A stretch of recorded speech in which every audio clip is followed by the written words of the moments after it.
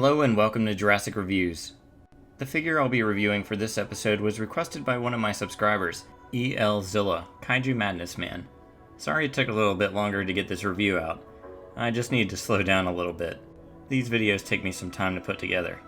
For any of my other subscribers, if you see a figure in the background on one of my reviews, or in a haul for the month video, feel free to request a video on them. I can't guarantee that I'll get around to it quickly, but I most likely will eventually. I know I got a request for my X Plus Mechagodzilla 2002 and the Jurassic Park Chaos Effect Omega T-Rex, which I'll have videos on at some point. When I get new things in the mail, it sometimes throws my review schedule off and they become the priority. So for today's figure, we are looking at the X Plus Gigantic Series Godzilla 1962, the standard version.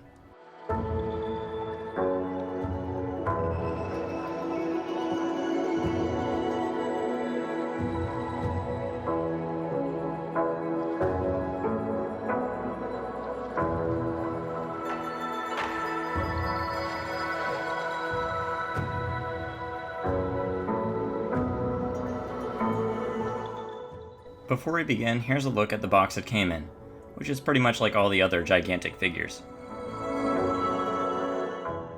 This was my second X Plus gigantic figure, as well as my second ever figure based on Godzilla 1962. This Godzilla, of course, is from the 1962 film King Kong vs. Godzilla. This suit ranks among my top 5 Godzillas. I put it right behind the 1964 version and the 2001. As far as my figures of it, which I now have the SH Monster Arts and the NECA versions, this is my favorite, although I do regret missing out on the X Plus Favorite Sculptors line version. This sculpt to me though is perfect. From any angle this figure just looks absolutely amazing, and from certain angles it looks straight out of the film.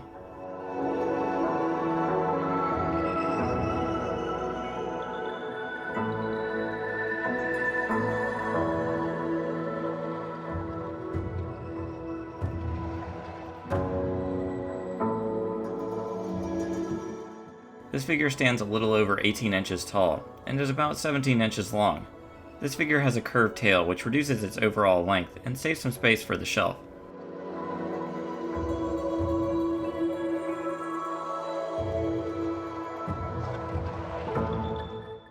It does come with a tail stand, but it's an entirely optional one, as he can stand just fine without it. Actually, with the stand, his pose changes a bit. He's more leaning forward. This Godzilla features the tree bark-like skin texture throughout its body, and the grooves of it on this one are really deep. You really get the sense that this suit was a bit baggy compared to some others. The skin does smooth out around its chest and neck. You'll also see some baggy folds in the skin on the neck leading up to the head. Speaking of the head, it looks awesome. This version certainly captures the goofy frog-like looking head when viewed straight on, and from side angles he looks menacing. He sports large, individually sculpted teeth, and in the mouth you can also see his tongue, though it's a little bit flat and hard to see. The rest of the head sculpt is flawless to me. It's simply fantastic.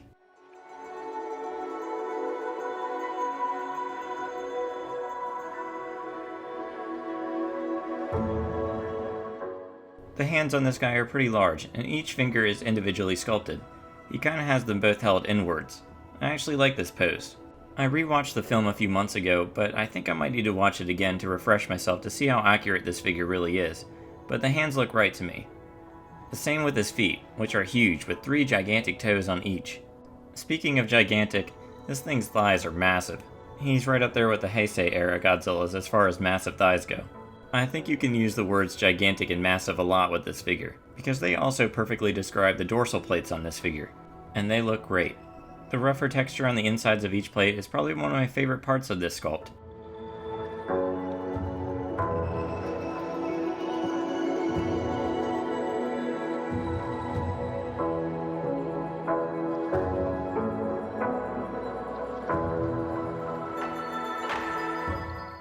The tail, as I previously mentioned, is curved to the side, so he's not a shelf hog.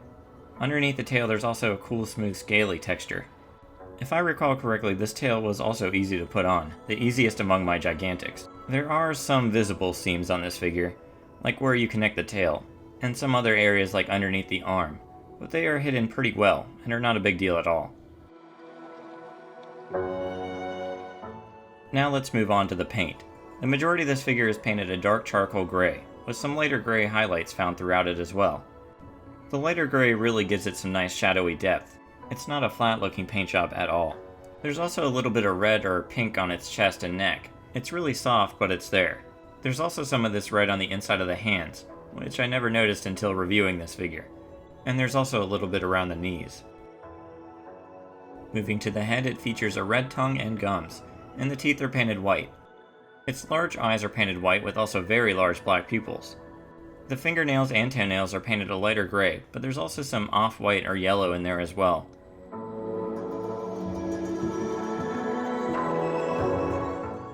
The inside of the dorsal plates are painted dark gray, and the outside parts are lighter, and are similar to the paint found on the toenails and fingernails.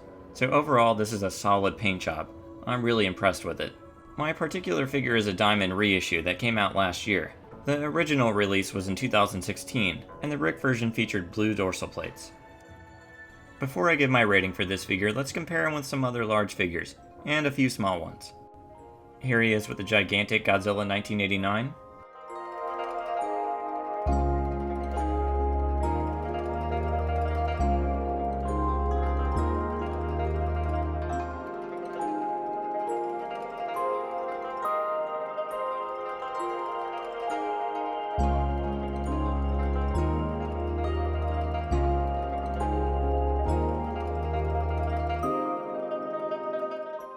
Here he is with the gigantic Godzilla 1995.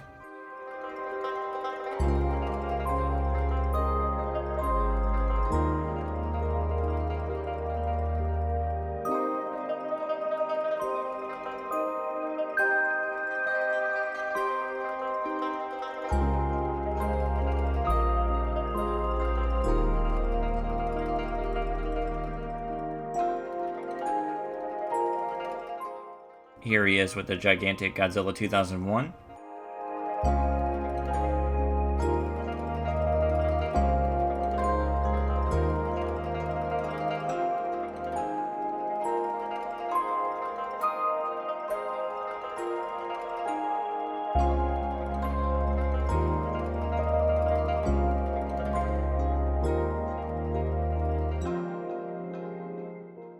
Here he is with the Kong from Skull Island.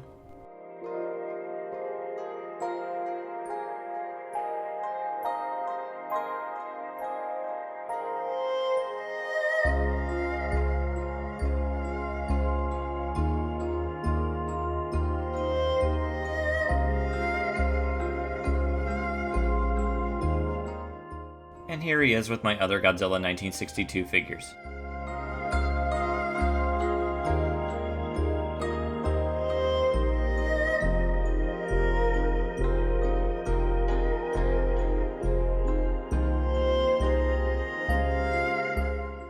For a rating out of 10, I give this figure a 10.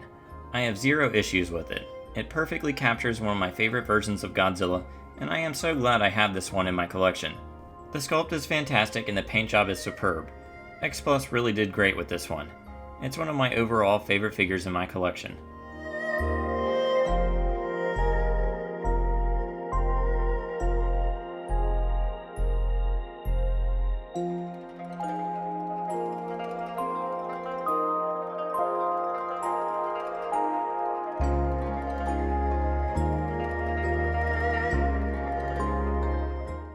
And that does it for the X Plus Gigantic Series Godzilla 1962.